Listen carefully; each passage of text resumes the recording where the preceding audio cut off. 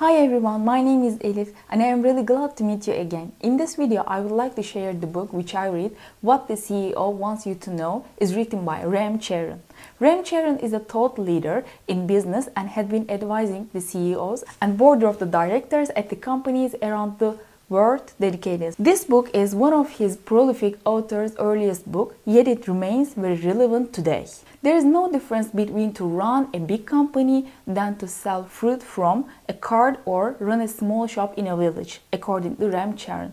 From his childhood in India, where he worked in his family's shoe shop, to his education at Harvard Business School and his daily works advising many of the world's best CEOs. The best CEOs have a knack for bringing the most complex business down to the fundamentals, the same fundamentals of the family shoe shop. They have business acumen, the ability to focus on the basic and make money for the company. They have a keen sense of where the opportunities are and how to take advantage of them. And their companies make money consistently year after year. I have segmented this summary in accordance with the book's sections.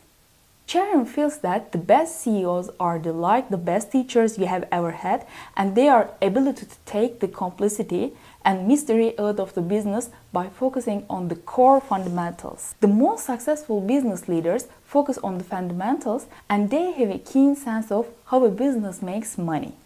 Everything in business emanates from cash generation, margin, return on assets, growth and the customers, and true business acumen requires understanding these building blocks of the money making. No matter where you are in the world, street vendors are all alike. They borrow money to get their produce, sell at a profit, pay off their interest by making more sales faster and making sure that they don't bring home any leftover fruit but bringing home cash indeed. How your company makes your money? Manage for cash. Even scheduling for the billing can make a big difference. From sending out the bill earlier, like on a Wednesday, your company can receive the check earlier than the usual Friday. So you won't have to wait several days before the check returns on the ready cash. Return on assets. The things you have invested in are called assets. Even a woman on the street selling fruit knows she has to sell her wares faster and rotate her inventory or turn the stock over if she is to make a good return on his investment. To pay the interest on her loan for the fruit and to restock for cart, she needs to sell more quickly and repeatedly throughout the days of the week to get back and make a profit. Walmart sells its toilet paper so quickly it gets back the money spent in inventory, plus it makes a profit every single day. Margin refers to net profit margin after taxes or the money earned after the company pays all expenses, interest payments and the taxes. Gross margin, or the amount from the net profit margin is derived, is fundamental to understanding the structure of any business. Getting to know your customer. All you need to find out the pulse of your customer is common sense. Go to where they shop and observe how they shop. You would be surprised how much common sense is not used in some business decision making. Putting the pieces of the puzzle together. Understanding the total business of your company employees will contribute more than they know what really goes on in the business and how they fit into the total scheme of things. Answer the following question and see if you know what the total picture is like and see things the way CEO does. What were your company's sales during the last year?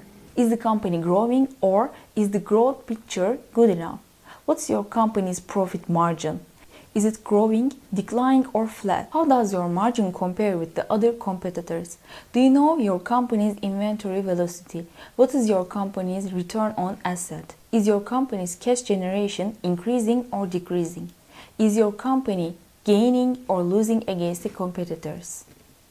Look for ways to increase productivity or improve customer satisfaction. Remember, there are many ways to rely people around a new and exciting product line or even a new way of grading or serving customers.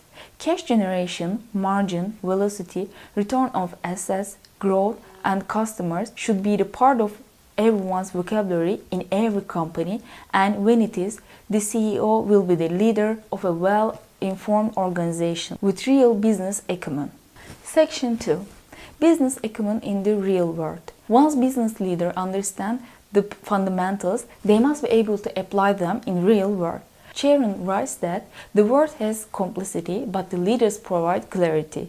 This business acumen helps a CEO choose the 3 or 4 business priorities that will retain customers and achieve all the important money-making goals.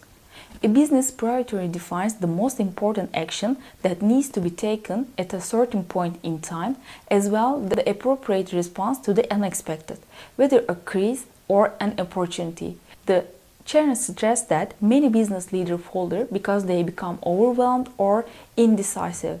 Some do not set clear priorities or they lose focus, especially if their judgments come into the question. If the leader fails to set priorities, keeps changing her mind, or poorly communicates those priorities, the whole organization loses energy. If, on the other hand, she sets business priorities and communicates them clearly and often, people will have a better sense of what to do. If she chooses the right set of the business priorities, the business will flourish. Section 3. Getting things done. Sharon writes that CEOs know that in business there are quarterly milestones, but there are no finishing lines. Leaders have to deliver results day in, day out, relentlessly and constantly over a long period of time. Delivering results is what gives organization energy, builds confidence, and generates the resource to go forward. So, once the CEO has determined 3 or 4 business priorities, it suggests that a good leader will harness the effort of the other people, expand their personal capacity, and synchronize their efforts to get results. Leaders who consistently deliver results recognize what people do best, link the business needs to people's natural talents, and take the time and effort to place individuals where their strength can have the most impact.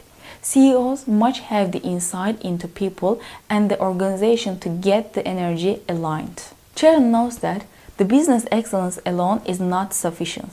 A CEO must think first like a business person with a perspective that expands beyond a functional or departmental view to a total business view.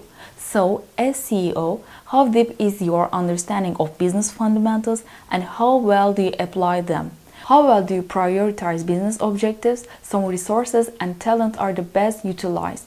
What is complex at your company? And how can you, as CEO, help provide clarity and focus in cutting through the complexity and achieve key business objectives? There are just a few questions that Sharon challenges the CEOs to ask themselves. Thank you very much for your listening.